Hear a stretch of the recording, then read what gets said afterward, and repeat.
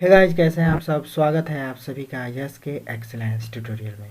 आज के इस ट्यूटोरियल में हम लोग देखने वाले हैं कक्षा 10 गणित प्रतिदर्श प्रश्न पत्र 2023-24 यानी कि सत्र 2024 में जो भी विद्यार्थी परीक्षा देने वाले हैं उनके लिए यह मॉडल पेपर बहुत ही महत्वपूर्ण और एक अच्छा मार्गदर्शक है। सेम ऐसे ही क्वेश्चन पेपर आपको यूपी बोर्ड एग्जाम में देखने को मिलेगा और ऐसे ही क्वेश्चन आने वाले हैं। इसमें से कम आपका 60% क्वेश्चन मिल जाता है यूपी बोर्ड एग्जाम में, तो इसलिए इसको जो है पूरा ज़रूर देखिएगा। चलिए यहाँ से हम लोग शुरू करते हैं। देखिए यहाँ पे आपको पूर्णांक 70 नंबर का दिया गया रहेगा, 70 नंबर का ये रहेगा और 30 नंबर आपको प्रैक्टिकल से मिलते हैं, 100 नंबर पूरे हो जाते हैं। समय 3 घंटा 15 मिनट का रहेगा। प्रारंभ के 15 मिनट परीक्षार्थियों को प्रश्न पत्र पढ़ने के लिए निर्धारित हैं। सामान्य निर्देश, सभी प्रश्न अनिवार्य हैं। इस प्रश्न पत्र के 2 खंड हैं। खंड अ में 20 अंक के 20 बहुविकल्पीय प्रश्न हैं जिनके उत्तर ओएमआर शीट पर देने होते हैं। ओएमआर पर उत्तर अंकित किए जाने के पश्चात उसे काटने नहीं है। इरेजर, व्हाइटनर आदि का भी प्रयोग नहीं करना है। दूसरा खंड ब में 50 अंक के वर्णात्मक प्रश्न हैं। इस खंड में कुल 5 प्रश्न हैं। प्रत्येक प्रश्न के आरंभ में स्पष्टतः लिख दिया गया है कि उसके कितने खंड करने हैं। प्रश्नों के अंक उनके सम्मुख अंकित हैं।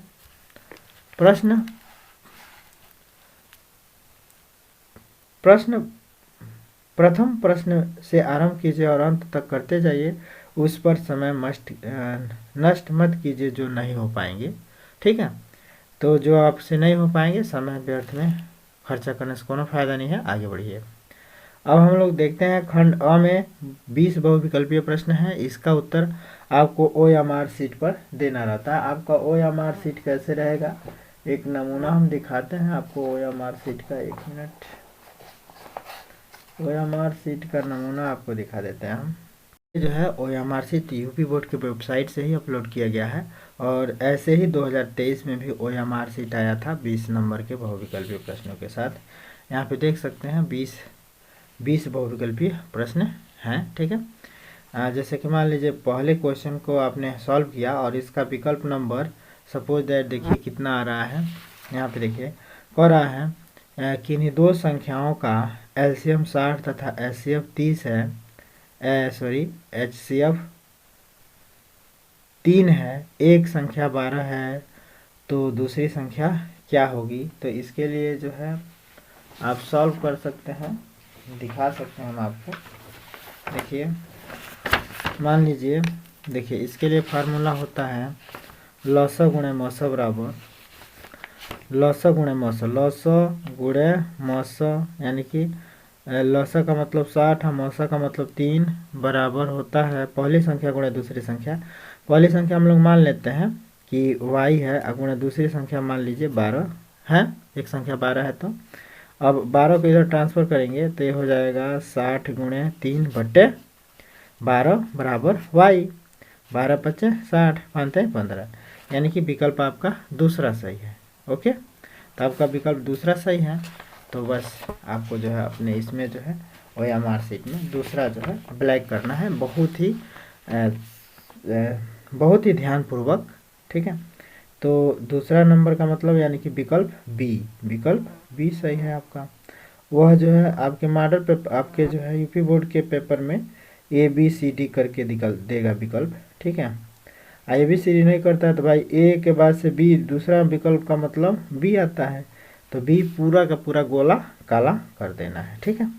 तो ये आपका हो गया पहले क्वेश्चन के जवाब, ठीक। अब हम लोग दूसरा क्वेश्चन देखते हैं। दूसरा क्वेश्चन है एक शून्येतर परिमेय संख्या और एक अपरिमेय संख्या का गुणनफल होता है।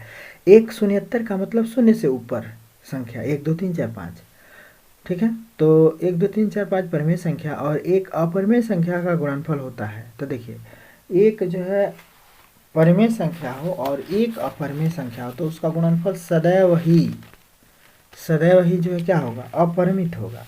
सदैव क्या होगा, अपरिमित होगा। ये जो है परिमेय है, ये थ्योरी है। ऐसा कथन है कि एक परिमेय संख्या के साथ एक अपरिमेय संख्या का गुणा किया जाए तो उसका गुणनफल हमेशा जो है सदैव अपरिमेय संख्या ही प्राप्त होगा। तो इसका आपका विकल्प जो है पहला सही होगा। ठीक है, तो पहला विकल्प सही कर दीजिए। ठीक है, यहाँ पे आपको OMR शीट में भर दीजिए पहला। ठीक है, तो दूसरा का पहला भर दीजिए, दूसरे का पहला, तो यहाँ पे दूसरे का पहला गोला कर देंगे। ठीक, बस ऐसे ही आपको OMR शीट को हल करते जाना है। ठीक है, यहाँ पे ट्रिक मत कीजिएगा, पेपर में कभी भी ट्रिक मत लगाइएगा। ठीक है, पेपर में कभी भी ट्रिक मत लगाइएगा तो पेंसिल से हल्का सा ऐसे मार्क कर दीजिएगा, ताकि एग्जामिनर को पता ना चले वहाँ चेक होता है। तो तीसरा क्वेश्चन देखते हैं आप। रेखा युग्म समीकरण x + 2y - 5 = 0 और 4x + 8y - 20 = 0 के हल होंगे। तो इसके देखना है कि कौन से हल होंगे, केवल एक अद्वितीय हल होगा कि अपरिमित रूप से अनेक हल होगा, क्या होगा। तो देख लेते हैं इसको। हमको समीकरण दिया गया है भाई, ये वाला हम लोग समीकरण हल करेंगे। x + 2y - 5 = 0, 4x - 8y - 20 = 0। तो देखिए इसको हम लोग लिख सकते हैं 1/4 a1/a2 b1/b2 c1/c2 करके देखेंगे कौन सा कंडीशन आ रहा है। 3 कंडीशन होता है, तो इसमें देखते हैं कौन सा कंडीशन आ रहा है। तो यहाँ पे 1 है समझिए, तो a1/a2 करते हैं तो 1/4 हो जाएगा। b1/b2 करते हैं तो 2/8 हो जाएगा। 2/8 का मतलब 2 का 2 2 चौको 8, 1/4 हो जाएगा। 5/20 होगा, 5 का 5 चौको 20, तो सब में 1/4 आ रहा है, यानी कि a1/a2 b1/b2 बराबर आ रहे हैं। तो इसके अपरिमित रूप से अनेक हल होते हैं, इसके अपरिमित रूप से अनेक हल होते हैं। तो यह जो है आपका विकल्प नंबर 2 सही होगा। तो तीसरे का विकल्प नंबर 2 सही है, तो तीसरे का विकल्प नंबर 2 जो है गोला कर देंगे। ठीक है, ऐसे आप लोग करते जाइएगा। अब तो आप लोग OMR शीट को भरना जान गए होंगे। ठीक है, तो बस अब हम केवल विकल्प ट्रिक करते जाएंगे, आप लोग देखते जाइए। अब यहाँ पे हम लोग तीसरा क्वेश्चन कर गए। इसके बाद से चौथा देखिए, वह सबसे बड़ी संख्या जिससे 70 और 125 को विभाजित करने पर क्रमशः शेषफल 5 और 8 प्राप्त होता है। तो इसको कैसे हल करेंगे। इसको हल करने के लिए देखिए एक तो तरीका है कि विकल्प से हल करके देखिए। जैसे 13 से इसमें भाग दीजिए, इसमें भाग दीजिए, अगर शेषफल 5 आता है और 8 आता है, जैसे कि 13 से 70 में भाग दीजिए, शेषफल 5 आ गया, मान लीजिए 13 × 5 = 65, फिर 70 में से 65 घटाएं 5, फिर 13 से 125 में भाग दीजिए, आपका शेषफल अगर 8 आता है तो यही जो है सही होगा। और 13 से भाग देने पर आराम से आज ये जो है दोनों शेषफल प्राप्त हो रहे हैं। तो आपका विकल्प पहला ही सही होगा। कैसे हल करेंगे, अब देखिए 70 और 125 दिया है, भाग देने पर क्रमशः शेष 5 और 8 आ रहा है, तो 5 घटा लीजिए इनमें से, और इसमें से भी जो है 8 घटा लीजिए, तो ये हो गया 65। ये हो जाएगा 15 में से 8 = 7, 1 1 होगा। तो 65 और 117 का जो है आप क्या कीजिए, HCF निकाल लीजिए।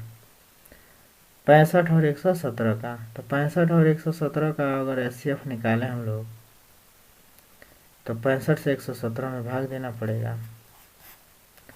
तो 65 6 × 12 अधिका हो जाएगा, 65 का नाम 65 होगा। 7 में से 5 = 2, 11 में 6 = 5, 52।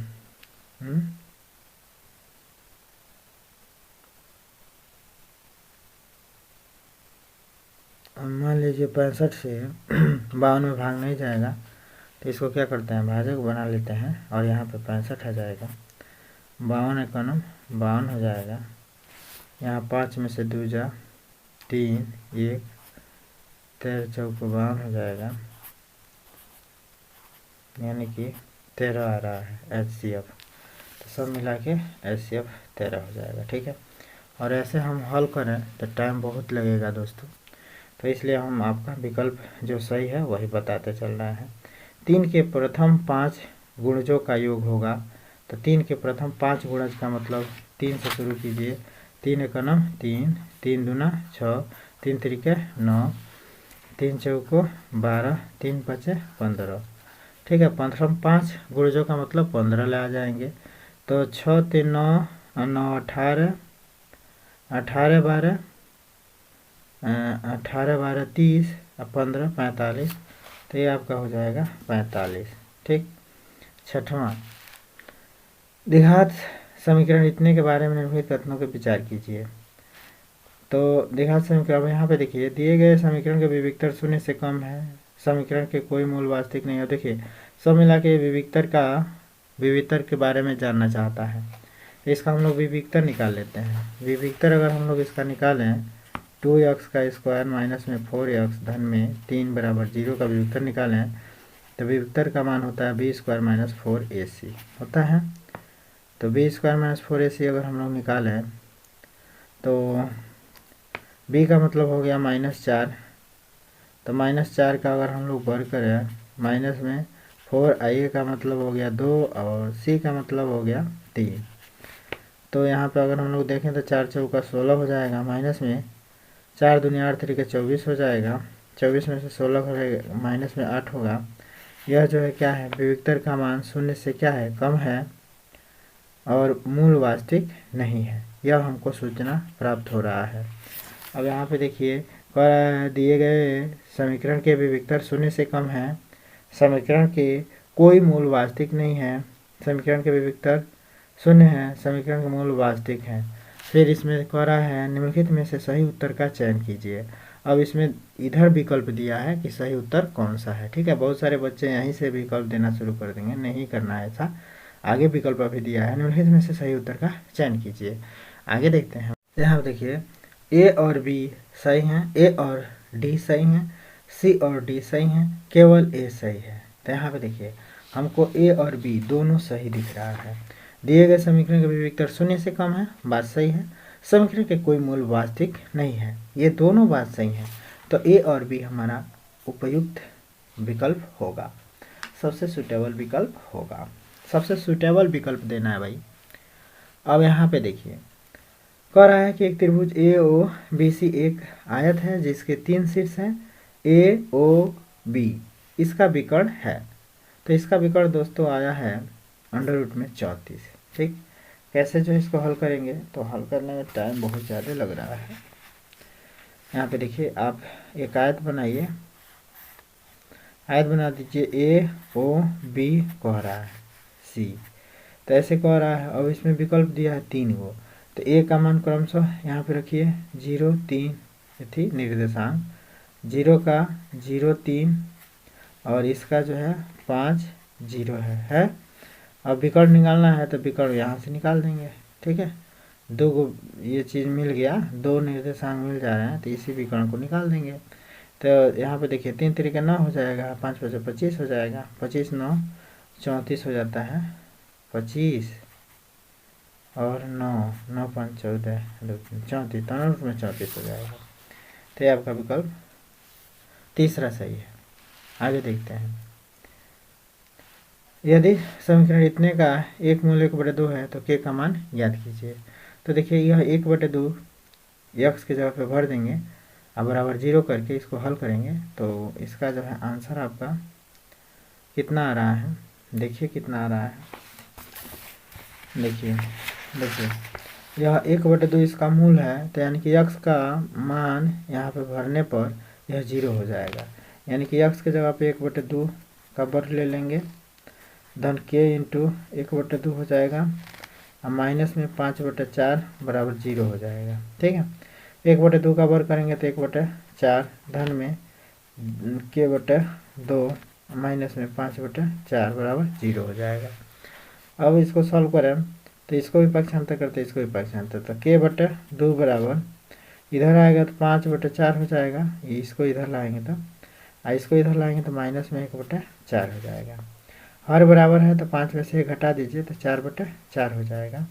यहाँ पे के/2 है, 4 से 4 कैंसिल हो जाएगा, 1 हो जाएगा। तो के/2 बराबर 1, यानी कि 2 से इसमें गुणा कर देंगे तो के बराबर हो जाएगा 2, तो के की वैल्यू हो जाएगी 2। तो यहाँ पे आपका पहला विकल्प सही है। 9वां क्वेश्चन है, 2 त्रिभुज समरूप होते हैं यदि इनके संगत कोण बराबर हों बात सही है। इनकी संगत भुजाएं एक ही अनुपात हो यानी कि समानुपाती में होती हैं। तो ये दोनों विकल्प सही हैं। तो देखिए सबसे बढ़िया विकल्प कौन सा होगा, उपयुक्त दोनों। तो उपर्युक्त दोनों जो है सही हैं। तो सबसे बेस्ट विकल्प आपका तीसरा सही होगा। इसमें विकल्प नंबर तीसरा भरेंगे, 9वां का विकल्प तीसरा देंगे यानी कि ए बी सी, सी को ही गोला करेंगे। अभी नहीं कि ए बी दोनों सही है तो दोनों गोला कर दीजिए तीनों, ऐसा नहीं। तो आप सी को जो है गोला कर दीजिए, ठीक है। 10 नंबर सवाल, यदि एक समकोण त्रिभुज में कोण सी 90 डिग्री, ए सी 3 सेमी और बी सी 4 सेमी है तो बिंदु सी से जाने वाली माध्यिका की माप। अब देखिए दोस्तों, इसमें माध्यिका की माप हल करने पर, इसको हमने हल किया है तो हल करने पर आ रहा है, कितना आ रहा है, तो 3 पॉइंट कुछ आ रहा है, 3.2 आ रहा है, ठीक। क्योंकि देखिए एक त्रिभुज है और इसमें ये समकोण त्रिभुज है और यहाँ से एक माध्यिका जो है जा रहा है, तो इसी की लंबाई पूछ रहा है, ठीक है। तो यहाँ पे 4 ये 3 है तो ये टोटल 5 हो रहा है, तो ये 2.5 हो जा रहा है, ठीक। और माध्यिका यहाँ पे लंब होता है, तो इसको निकालेंगे तो फिर जो है ये कर्ण हो जाएगा, ये आधार ये लंब हो जाएगा, ठीक। तो इसका वर्ग करके और इसको घटाएंगे तो घटाने पर 3.2 करके आ रहा है कुछ, ठीक। तो 3.2 विकल्प में है नहीं, तो 3.2 लगभग 3 के ही करीब है 3.5 के करीब है नहीं, ठीक। तो इसमें विकल्प में सस्पिशन है, या तो ये वाला सही होगा या तो ये वाला। आपके राय से कौन सा सही होगा जरूर कमेंट में बताइएगा, ठीक है।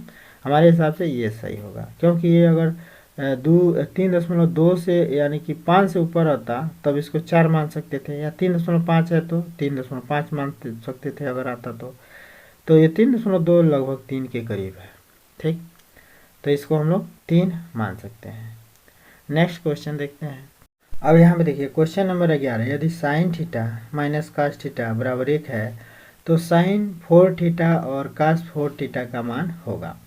अब देखिए दोस्तों, इसमें भी सवाल कुछ गड़बड़ किया है, क्योंकि sine theta minus cos theta बराबर 1 नहीं होगा, sine theta minus cos theta बराबर 1 नहीं होगा, और इसमें दिया है 1 है। तो इस तरह से इस सवाल का भी कोई सॉल्यूशन मिल नहीं रहा है। अगर यह sine theta minus cos theta बराबर 0 देता तब तो इसका सॉल्यूशन था, और तब इसका सॉल्यूशन हो जाएगा 1/2। लेकिन sine theta minus cos theta बराबर 1 है तो फिर इसका मान नहीं निकल पा रहा है। अगर आप लोग में से किसी के पास नॉलेज है तो ज़रूर बताइएगा कमेंट में। फिर आगे हम बढ़ते हैं। साइन 2a बराबर 2 साइन ए तब सत्य होता है a बराबर है। तो देखिए साइन 2a बराबर 2 साइन ए है, तो इसको अगर हम लोग हल करें तो साइन 2a बराबर क्या दे रहा है, 2 साइन ए दे रहा है। इसको हम लोग हल करें तो साइन 2a बराबर होता है 2 साइन ए कॉस ए बराबर 2 साइन ए लिख सकते हैं, ये दिया है तो। अब देखिए 2 साइन ए है, 2 साइन ए है, ये गुणा में है, इधर आएगा तो भाग होगा, तो कास ए बराबर हो जाएगा 2 साइन ए बटे 2 साइन ए, ठीक। ये खत्म हो गया, ये हो जाएगा 1। कॉस ए बराबर आ रहा है 1। अब कास कितने डिग्री का मान 1 होता है, तो कास 0 डिग्री का मान 1 होता है, तो ये आपका थीटा का मान 0 होना चाहिए। कास 0 अंश का मान माना, देखिए कास यहाँ पे हम लोग लिख सकते हैं कास 0 माना 1 को हम लोग लिख सकते हैं कास 0। कास से कास कैंसिल, तो ए का तुलना करें थीटा से तो ये थीटा है, तो ए का मतलब 0 डिग्री। सब मिला के हमारा विकल्प पहला सही होगा। इसके बाद से हम लोग देखते हैं 13 नंबर का सवाल, यदि 4 tan थीटा बराबर 3 है तो 4 sine theta minus cos theta और 4 sine theta plus cos theta किसके बराबर होगा। तो देखिए यहाँ पे हम लोग tan थीटा का मान निकाल लेते हैं, फटाक दें कैसे हल करेंगे इसको। तो यहाँ पे देखिए हमको दिया है कि 4 टेन थीटा, 4 टेन थीटा बराबर 3। ठीक, तो टेन थीटा बराबर क्या हो जाएगा, 3/4। ठीक, अब यहाँ पे टेन थीटा का मान आ गया 3/4। अब देखिए इसको भी हम लोग टेन के फॉर्म में बदल दें तो मान निकल जाएगा। तो सब में जो है क्या कर दीजिए, इसमें भी इसका भी हर कास कर दीजिए, साइन बटे कास, इसका भी हर कास कर दीजिए। ठीक है, और ये भी कास हो जाएगा, ये भी कास हो जाएगा। ठीक, तो ये हो जाएगा टेन धन 1, ये भी हो जाएगा टेन धन 1। टेन का मान इसमें भर दीजिए, तो 4×3/4 और 4×3/4 हो जाएगा। अरे इतना देर में हल ही कर दिए होते यार। 4 साइन सॉरी क्या है, 4 साइन थीटा और माइनस कॉस थीटा बटे में 4 साइन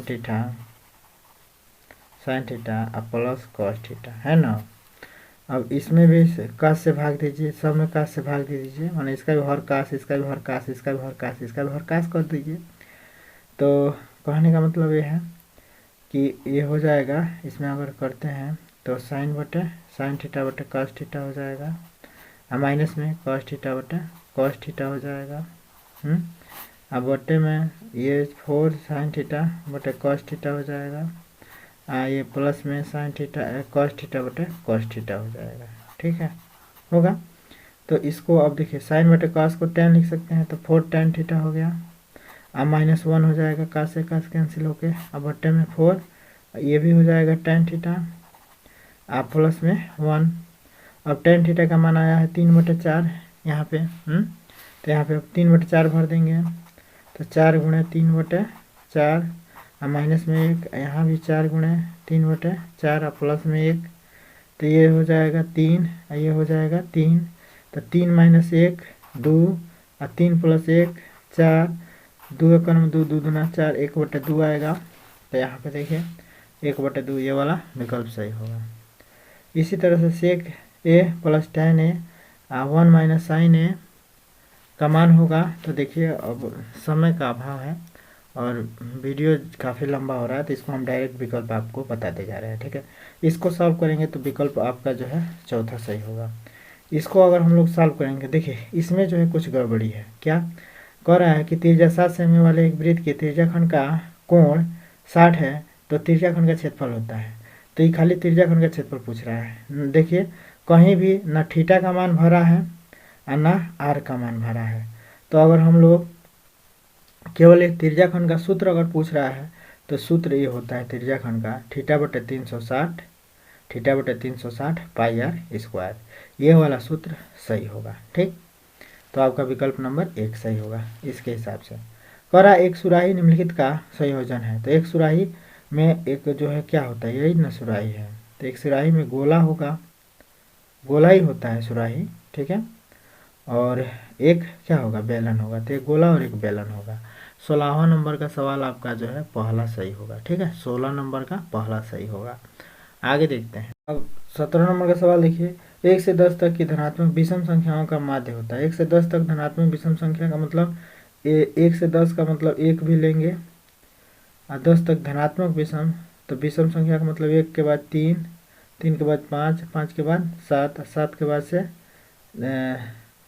9, 7 के बाद से 9 होगा कि विषम संख्याओं का माध्य। तो इसको कर लीजिए 9 7 16, 16 और 5 21, 21 और 3 24, 1 25, तब 25 है। और संख्या कब हो रहा है, 1 2 3 4 5, तो 25 में 5 से 5 फिर 25 5, यानी कि विकल्प नंबर चौथा सही है। ठीक है, इसमें जो है इसका माध्यिका होगा। तो माध्यिका के लिए देखिए इस टाइप का अगर आंकड़ा दिया है, तो माध्यिका के लिए क्या करेंगे, इधर से बराबर अंक छांटिए, इधर से बराबर अंक। तो इधर से 2 बराबर, इधर से 2 बराबर। अगर 3 3 कर लेते बराबर बराबर, तो 3 3 आएगा नहीं, तो बीच में कुछ नहीं बचेगा। तो इसलिए इधर से 2, इधर से 2, बीच में क्या बचा, 16 17। 16 17 को जोड़ देंगे, तो 16 17 क्या होगा, 7 17 33, 16 और 17 जोड़ेंगे तो होगा 33। तो 33/2 वाला विकल्प सही होगा। ठीक है, यदि कुछ प्रश्नों का माध्य 27 तथा बहुलक 45 है, तब माध्यिका होगी। तो इसके लिए भी जो है सूत्र होता है, इसके लिए आपको सूत्र जो है पता होना चाहिए। इसके लिए सूत्र होता है माध्य माइनस बहुलक बराबर 3 गुणा माध्य माइनस माध्यिका। तो माध्य क्या है 27 है, माइनस बहुलक कितना है 45 है, और बराबर 3 माध्य भर दीजिए 27 माइनस माध्यिका मान लीजिए m है। ठीक है, तो अब इसको हल कर देंगे, हल करने पर आपका आएगा 33। ठीक है, जब एक पासे को फेंका जाता है तो 3 से छोटी एक विषम संख्या आने की प्रायिकता होगी। तो 3 से छोटी संख्या क्या होगी 1 और 2 विषम संख्या, तो विषम संख्या आपका 1 ही होगा, तो 1/6 हो जाएगा ये वाला। ठीक है, तो ये आपका टोटल विकल्प हो गए। इसके बाद से आप लोग खंड ब के क्वेश्चनों को देख लीजिए, और जो भी क्वेश्चन इसमें से आपसे नहीं आएंगे, ठीक है, आप लोग तो होशियार हिला हैं क्योंकि आप लोग के बहुत सारे गुरु हैं। तो यहाँ पे देखिए, जो भी सवाल इसमें से नहीं आएगा वो आप लोग कमेंट करके ज़रूर बताइएगा, उसका सॉल्यूशन भेज दिया जाएगा। ठीक है, तो यहाँ पे देखिए खंड ब, सभी खंड कीजिए, स्पष्ट कीजिए इतना एक भाज्य संख्या है क्यों, यदि इतना है तो इतने का मान ज्ञात कीजिए। 2 घनों जिसमें प्रत्येक का आयतन 64 सेंटीमीटर क्यूब है, इसके संलग्न फलकों को मिलाकर एक ठोस बनाया जाता है, इससे प्राप्त घनाभ का पृष्ठीय क्षेत्रफल ज्ञात कीजिए। आगे सवाल देख लीजिए भाई, वीडियो में जगह भी नहीं है। तीसरा, चौथा अथवा करके करना है, 5वां, बस इतने ही सवाल हैं आपके। तो इसमें जो भी सवाल आपको नहीं मिल पाता है, नहीं आ पाता है, तो आप लोग कमेंट कीजिएगा। फिर मिलते हैं दोस्तों अगली वीडियो के साथ, तब तक के लिए जय हिंद।